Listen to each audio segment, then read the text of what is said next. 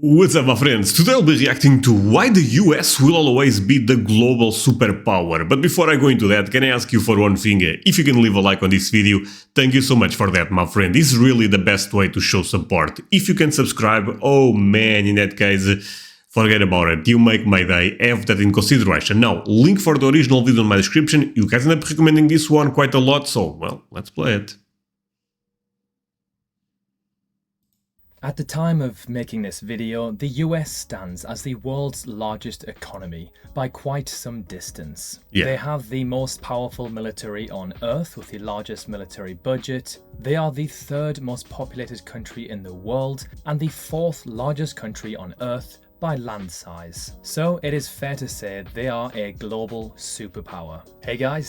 It's fair to say they are the global superpower, if that makes sense, because I think the other countries are not really that close. Sam here from the Geography Bible. I hope you are having a fantastic week I am. wherever in the world you may be. In recent decades, it is quite apparent that other countries of the world are catching up. Yes, China. Oh wow, China growth around mid-2000s, the early 2000s, was crazy actually. America is also growing a lot, but I think this video is a bit old, so nowadays I'm not sure if China is doing that well, right? Oh, but actually the growth is quite impressive. I mean, we have to be honest there. We are looking at you. But does China or any other nation or region have what it takes to overthrow the US and become the world's #1 Spoiler, at least my perspective, of course, no. superpower? In this video, we shall find out. Let's be honest, there are only a handful of countries who could ever compete for the title. And I will list a couple of them. Portugal first. Okay, that was a joke. No, but really, I think China for sure. Russia maybe because of their military power is still one of the best in the world, I guess. And maybe India. But realistic, I think it's China nowadays. Of the world's most powerful country. To be a superpower, you need a large population, lots of land, wealth, natural resources, and military expenditure. There is an ongoing discussion that China is emerging as a new superpower and replacing the US from the global power structure. China emerging strongly from the growing global pandemic crisis due to the COVID-19 pandemic, and Donald Trump's ally alienating policies with NATO have pushed this narrative. Wait, what really? Donald Trump, do you guys think did a bad job with China? Don't bring politics, but it's impossible on this one. But I wonder if Biden is doing a better job on this stuff, or do you guys think Trump did a better job? I'm not sure, honestly.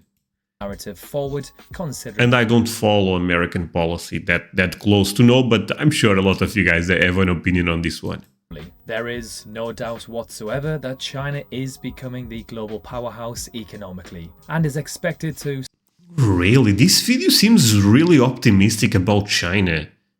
I was not that optimistic. Maybe I have to change my mind. Actually, let's run it back a bit.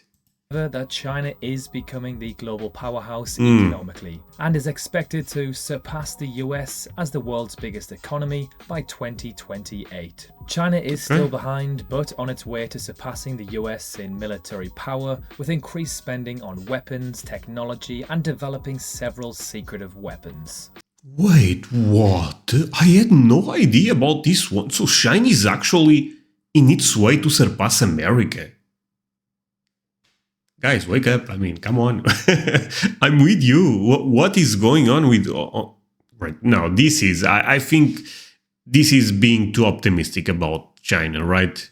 So now let's jump into some reasons why the US will always be the global superpower. Firstly, the United States already has a huge lead by the most important measures of national power. China is the only country that comes remotely close, and America still has much more than China's wealth and 5 times its military capabilities. That gap 5 times. So what the hell was he talking about? 5 times. That's a world of difference. I mean, that's a universe of difference.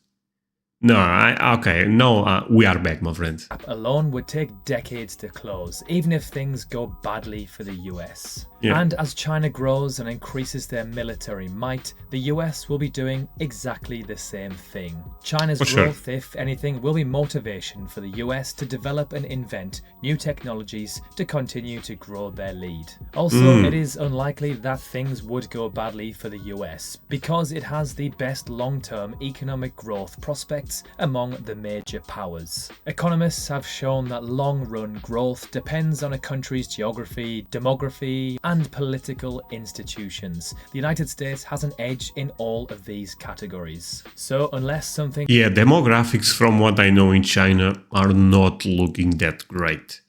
I would make an argument for China actually, and you guys tell me if I'm wrong on this one. The thing is, with China, we don't know for sure what's going on there, right? Can we all agree with that? I mean, every time I see news from China, I'm always, I'm not sure about this one. I have to, to do some research because, let's be real, a communist regime always have a lot of propaganda. It is what it is. Goes catastrophic. So they could be a bit more advanced. Those numbers could not be real, basically is what I'm trying to say. Maybe they are a bit closer to America than we actually think. That's the best argument I can think about. Or the opposite. They can also, you know, be maybe not even that, maybe even worse than the numbers they present. That probably makes more sense actually. Wrong, like a supervolcano eruption at Yellowstone National Park, the US is safe in this regard. Love the Yellowstone. Geographically, the United States is a natural economic hub and military fortress. It's packed with resources and has more economic arteries, like navigable waterways and ports, than the rest of the world combined. Its neighbors are Canada and Mexico. China, by contrast, has burned through its resources and is surrounded by 19 other countries, many of which are hostile. Okay. See, this is a great point, actually. Yeah, China... I know with Russia they are friends nowadays, but they have this problem, right, that they have to be worried about their neighbors. India could be dangerous, right? China, let's be real, Canada cannot win against Portugal. Never mind. No, I'm joking. Probably they can, but they have no chance against America. Mexico, I'm not sure what's going on in Mexico, but I think that's also not their cup of tea, being military that strong.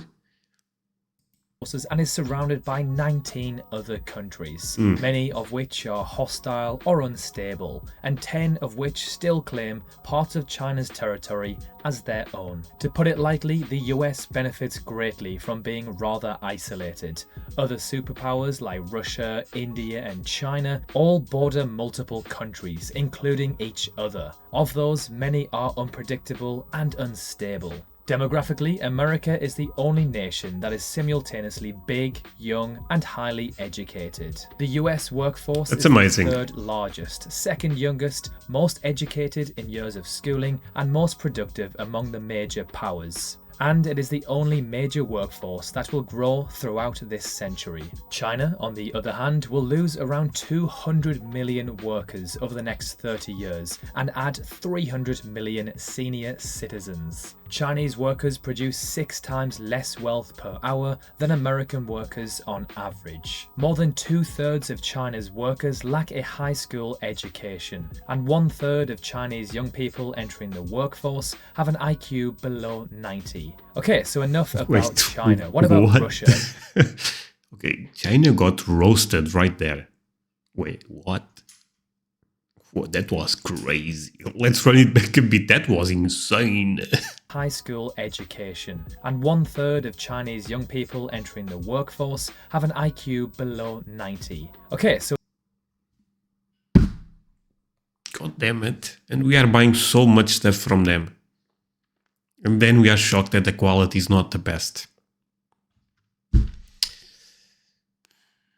Enough about China. What about Russia, the US's sworn enemy during the Cold War era? Russia threatens many... Russia, by the way, it's crazy the amount of times I said I'm not Russian, my friends, and you guys keep spamming. How is Russia doing, André? I don't know. I live in Portugal. But the jokes aside, a lot of you guys really think I am from Russia. Less, since I've been making clear I'm not Russian. There was another guy the other day saying that I'm Russian, but I'm afraid to say it, which is kind of crazy, to be honest. But maybe I am. No, but really I'm not.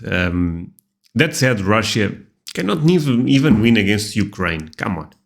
Any US interests. It menaces US allies, props up US adversaries such as Iran and Syria, murders pro-democracy advocates, meddles in elections, and has recently seized foreign territory near its borders. But Russia is not posed to become a rival superpower like the Soviet Union was. Russia's military budget is 10 times smaller than America's. Its economy is smaller than that of Texas, and its population will shrink 30% over the next 30 years. Russia has no meaningful... Texas versus Russia, I bet on Texas. 100%. allies, and it faces NATO, the most powerful alliance in history, on its borders. The United States needs to worry about Russia's activities, especially its election meddling and its actions in the Baltics, but it can do so without gearing for another Cold War. But what if Russia and China united their positions? Okay, see, this is where things can get a bit more complicated to America. I personally feel that. Because China, low IQ, not that best for them, but Russia, they are quite better when it comes to war, I believe it. Never mind, I'm saying some BS. Russia and They have no chance. China will never form a genuine alliance. They share a 2,600-mile border, compete for influence across Eurasia, and sell arms to each other's enemies. But Russia and China still harm US interests by acting in concert on a limited set of issues. For example, both countries have spent billions of dollars on media outlets and hackers aimed at reversing the spread of democracy across the US. The two countries have sanctioned US allies and colluded in the United Nations to block or water down US sanctions on North Korea and Iran and other countries. More worryingly, China and Russia would simultaneously start wars with US allies, such as Chinese war with Taiwan and a Russian war in the Baltics, which would seriously stretch the US military forces. Let's also not forget that the US dollar is the world's international currency, used by countries all across the planet. Today, more than 61% of all foreign bank reserves are denominated in US dollars, according to the International Monetary Fund. That's crazy. Many of the reserves are in cash. Euro is really weak, actually. The more I think about it. Or US bonds, such as the US Treasuries. Also, approximately 40% of the world's debt is denominated in US dollars. The reserve status is based largely on the size and strength of the US economy and the dominance of the US financial markets. Despite large deficit spending, trillions of dollars in debt, and the unbridled printing of the US dollar, US Treasury secretaries remain the safest store of money. The chance of these institutions all swapping their American dollars to Chinese renminbi or Russian rubles is extremely unlikely, and again benefits the US astronomically. Speaking of... Yeah, that's very unlikely. I mean, the stronger competitor to the US dollar is, I believe, is euro, right?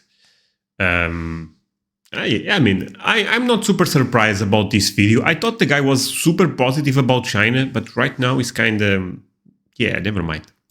Crazy wealth, the majority of the most valuable companies on the planet are American. At the time of making this video, 7 of the top 10 most valuable companies in the world by market... That's crazy. What is this Saudi... I mean, I guess the name tells. It's probably something related with oil, fossil... yeah, I mean, yeah, the name says Saudi, so I assume I know the country. But the other ones, yeah.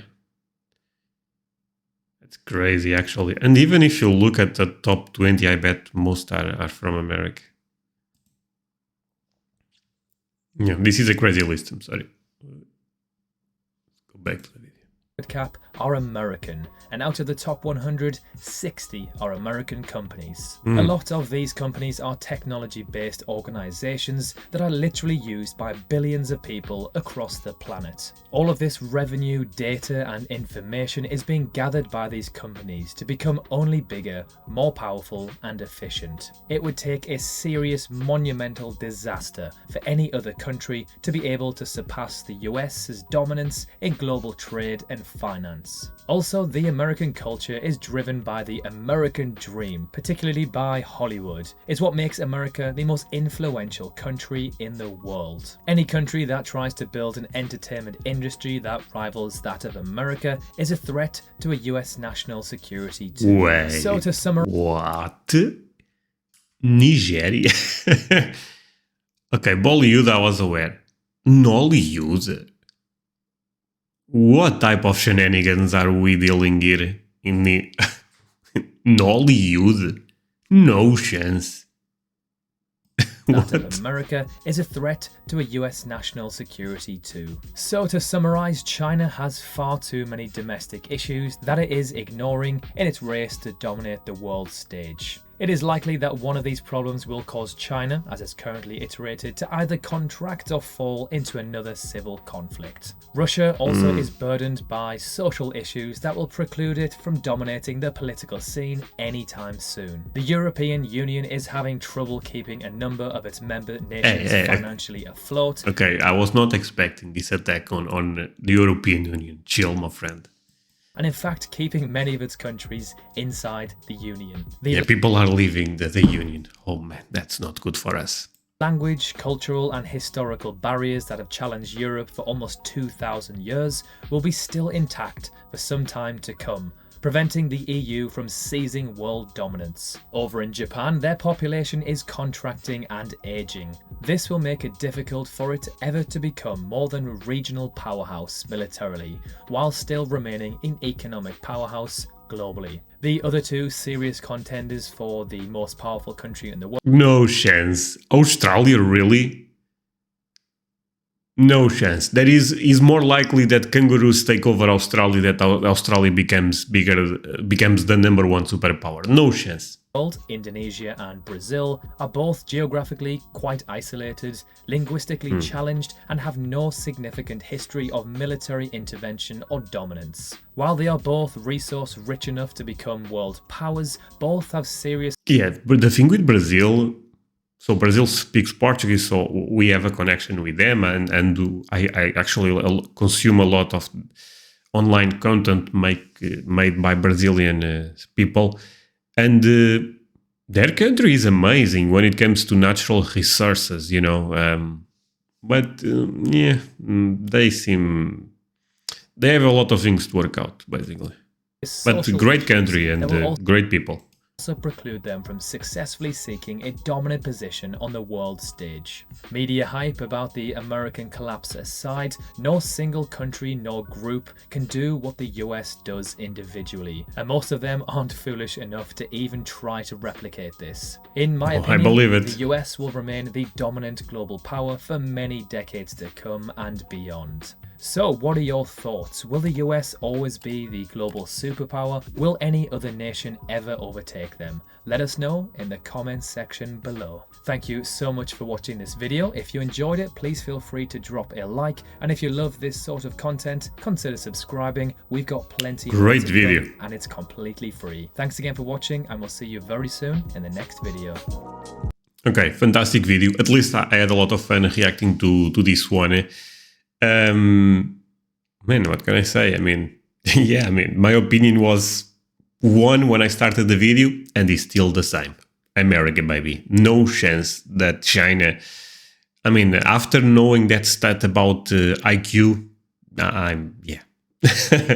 Now I believe even less in China. Do not forget to leave a like, my friends. Really means a lot to me if you can leave a like, if you can subscribe. If you want to support me, take a look at my Patreon on the description. Other than that, see you guys next time. Bye, my friends.